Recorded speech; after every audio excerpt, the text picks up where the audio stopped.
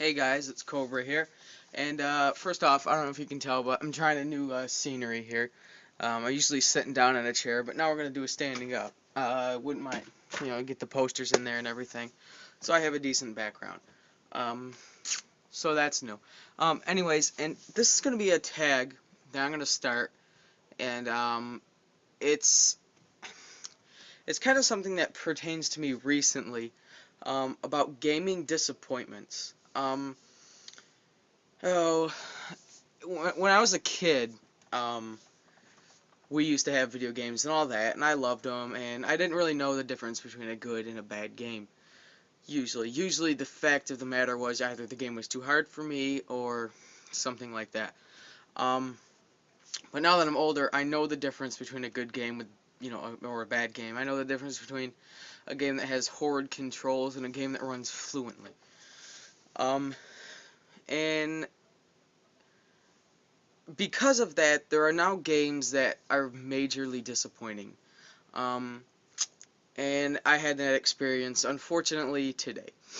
Um, so let me start from the beginning. A lot of you know that, well, let me start even further back.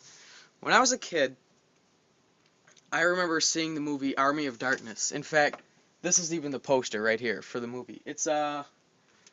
It's got to be a Spanish or a Mexico. Maybe it's from some Spanish-speaking country, because it says un film de Sam Raimi. Anyways, the rest of it's in English, but other than that, um, I remember seeing this movie as a kid, and I loved it. And it's sort of a very, very nostalgic movie for me. And so, it's always been close to me. Um, and that even proves today. To be honest with you, this movie is my favorite movie of all time. I have it on like several DVDs. I got the Boomstick edition, and if you haven't seen this movie, I highly recommend it. It's a B movie, and it is what makes B movies so great. So anyways, and when I learned that this movie was actually the third movie in a trilogy, it sort of got me excited, and the first two movies are Evil Dead and Evil Dead 2. Well, I've never actually seen Evil Dead, and I know it's sort of blasphemy to be such a fan of the series and not have seen the first one. I have seen the second one, and it's fantastic. It's more of the same, and it's what I love it. So anyways, I've been a fan of the series for a long time, and I remember being about 10, 11, or 12, sometime around the PlayStation's lifespan. And I remember seeing ads for a new video game called Evil Dead: Hail to the King. And I think we had a PlayStation, but I wasn't really into getting new games at the point. I had a Super Nintendo, and that's basically what I focused on. And so I saw the reviews, the thing for this game, and whatever, Evil Dead game, that's probably fun. And then there came out two more. There's one called Evil Dead: A Fistful of Boomstick for the PS2, and I'm fairly sure it's on the Xbox, and Evil Dead Regeneration. Now that one is actually, I know, on the Xbox and PS2, and that one is really fun. That's a good one. I like that game a lot. I've played Fistful of Boomstick, and I like that one too. And since I just got my Sega Dreamcast, I figured I'd pick up Evil Dead: Hail to the King. When I first saw it was for the Dreamcast, that's one of the games that really sold me to getting the console. When I saw all the great games on it, and then I was like, oh, Evil Dead's on here, I have to get it now. It's just such a good, it's one of my favorite franchises ever. It wouldn't be right if I didn't get it. So it goes for a little bit of money online, somewhere around like $16 or $17, and I really didn't want to pay that much. And I didn't, so I found one on eBay for $9 with free shipping, so I instantly bought it on a whim. And it came today in the mail. It was shipped really fast, and that's always something you like to have happen. So I was like, oh, awesome, I was just earlier sitting around playing Dreamcast. I have this golf game that I've really been playing, and I was like, man, I need to get some good single-player games. I got that Legacy of Kain Soul Reaver, and I want to get back into that, but I haven't played it since. So anyways, it came in the mail today, and here it is. It's in great shape, let me tell you. Everything is basically not brand new, but in, like the guy said, very good shape. Disc is virtually flawless. So anyways, I popped this game in, It has these cutscenes, and it's just awesome.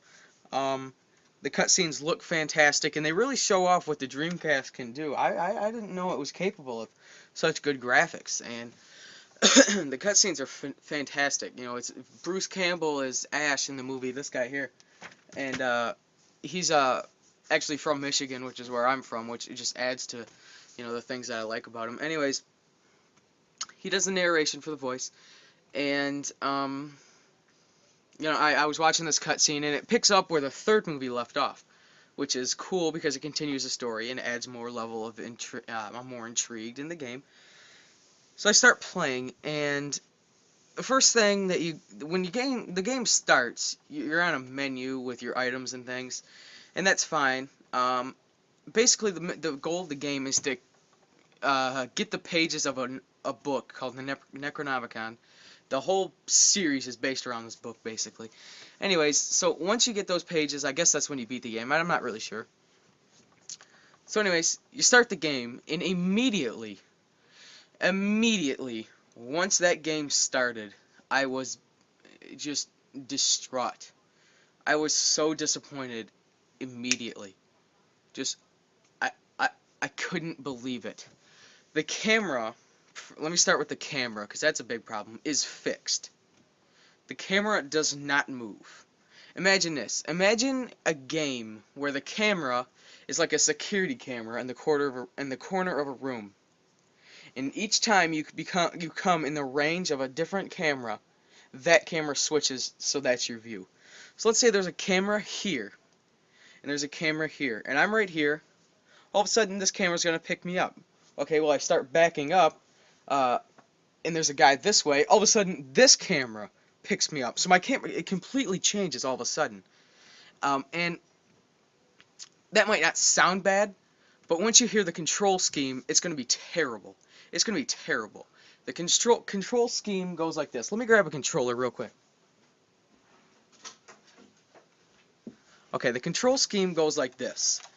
Up causes you to walk. That's fine. But if I go like this, if I press left, he doesn't start walking left. No. He turns left. And then I have to press up again to make him walk that direction. It's much like the game Combat for the Atari 2600, actually, where you turn and then press up to go in that direction. Except with the Atari, that's completely fine, and it works in Combat, and that game's fun as hell. This, it doesn't work. You press up, you walk this way. Okay, well now I have to turn this way. Okay, whoa, and then I have to go like that. It's so frustrating, and that doesn't even touch the surface. Another thing is the combat. Once you start swinging your chainsaw and your axe and stuff, it's so clunky, and because of that fixed camera, you can't align yourself with the guy every time. If it was like, let's say, the newer Resident Evil games, and over the camera shot, over the shoulder camera shot, that would have been perfect. But no, they had to screw it up with this. And they fixed it in the sequels to this game, which, thank God. Otherwise, they would be virtually unplayable. And then the combat, it's just bad. And with all the enemies you have to defeat, it's ridiculous. So the two main things here, the fixed camera has got to go.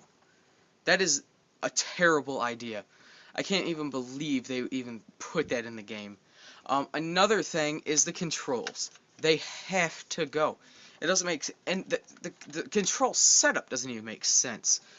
B is pick up. That's fine. L is to start your chainsaw. Why L? That's so bizarre, especially when it could be Y. Okay, get this. A uses your chainsaw. Okay, fine. But A only uses your chainsaw to hit. You have to actually turn your chainsaw on with L and then start hitting A. Okay, well, when you're surrounded by 50 guys, that's very difficult to do. And the amount of people, or deadites as they're called in the game, and the movies, that are around you at one time is just ridiculous. And if they expect you to do that, it's not fun. I played this game for about a total of 25 minutes, and I don't like it. I'm not going to get rid of it, and I'm going to give it another try, but for the time being, this is one of the biggest gaming disappointments ever. Which brings me to the tag part of this video. I want to know what your guys' biggest gaming disappointments are, whether it be with a game, a console, or something like that. I don't really want to, hear about E.T. Okay, we all know it's bad. I don't want to hear about, the Super Mario Brothers movie, stuff like that. Maybe more gaming related, physical gaming. Um, because this has got to be one of the biggest disappointments for me. And to be honest with you, I even looked up reviews, and I know it was bad, but I've liked games with bad reviews before. I think we all have. We all like a game like that. So I took a chance, and I don't think it paid off, guys. I really don't. This was one of my, again, biggest gaming disappointments ever. Um, so anyways, just make a video response. I'm tagging everybody that's subscribed to me, or anybody who sees this video at all. So thanks, guys, and when you make your video, just make it a video response. That way I'll see it right away. So thanks, guys. This is Cobra, and thanks for watching. Because of that, there are now games that are majorly disappointing. Um, and I had that experience, unfortunately, today. So let me start from the beginning. Hey guys, it's Cobra here. And first off, I don't know if you can tell, but I'm trying a new scenery here.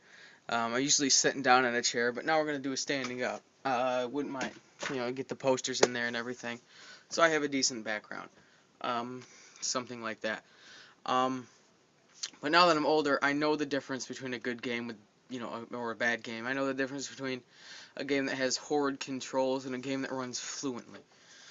And, oh, when I was a kid, we used to have video games and all that, and I loved them, and I didn't really know the difference between a good and a bad game. Usually the fact of the matter was either the game was too hard for me, or so that's new. Anyways, and this is gonna be a tag that I'm gonna start, and it's kind of something that pertains to me recently, about gaming disappointments.